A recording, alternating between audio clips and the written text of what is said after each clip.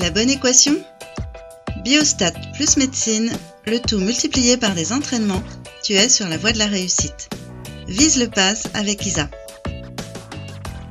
Chapitre référent, l'épidémiologie. Voici 2 QCM issus des annales de première année de médecine. L'enquête nationale périnatale, l'ENP, a été réalisée en France pendant une semaine en 2010 dans les maternités des naissances uniques. Pour étudier le rôle du diabète maternel sur le poids de naissance, on a mesuré le poids des enfants à la naissance et demandé aux mères si elles avaient eu un diabète pendant la grossesse. On a constaté que parmi 1000 femmes diabétiques, 90 avaient eu un enfant macrosome, dont le poids de naissance dépassait 4 kg.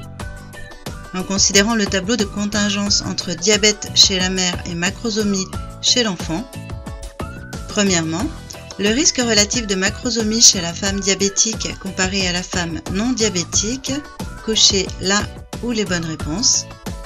Deuxièmement, le risque de macrosomie attribuable au diabète, cochez là ou les bonnes réponses. Je te conseille de mettre en pause la vidéo pour te donner le temps de la réflexion et dès que tu as tes propositions de réponse, appuie sur play et profite de ma correction. Pour comparer le risque relatif de macrosomie chez la femme diabétique avec la femme non diabétique, nous allons calculer chacun de ces 2 risques. Risque de macrosomie chez la femme diabétique, nous avons 90 cas parmi les 1000 femmes diabétiques. Risque de macrosomie chez la femme non diabétique, nous avons 210 cas parmi les 14 000 femmes non diabétiques. Le quotient des deux, 90 sur 1000 divisé par 210 sur 14 000, divisé par 210 sur 14 000, cela revient à multiplier par son inverse, 14 000 sur 210. Retirons 4 zéros au numérateur et 4 zéros au dénominateur. Je simplifie 9 et 21 par 3. Il reste 3 et 7. 14 divisé par 7 font 2. Il me reste 3 fois 2, 6. Puisque nous avons pu calculer ce risque, les propositions A et B et C sont fausses. La proposition D est vraie. Proposition E, le risque relatif de macrosomie, exprime que les femmes diabétiques ont 6 fois plus de risque d'avoir un enfant macrosomique que les femmes non diabétiques. C'est bien chez la femme diabétique que ce risque est 6 fois plus grand. La proposition E est vraie. Deuxièmement, le risque de macrosomie attribuable au diabète.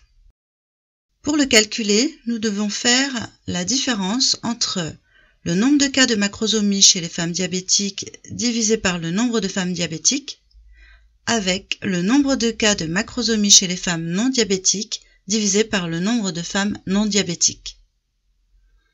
Avec les valeurs données dans le tableau, nous obtenons 90 sur 1000 moins 210 sur 14 000, c'est-à-dire 9 sur 100 moins 21 sur 1400, soit 0,09 moins, j'ai divisé par 7, 3 sur 200, c'est-à-dire 0,09 moins 0,015, égale 0,075 ou encore 7,5%.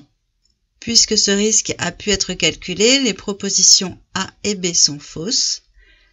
La proposition C est vraie, la proposition D est vraie et la proposition E est fausse.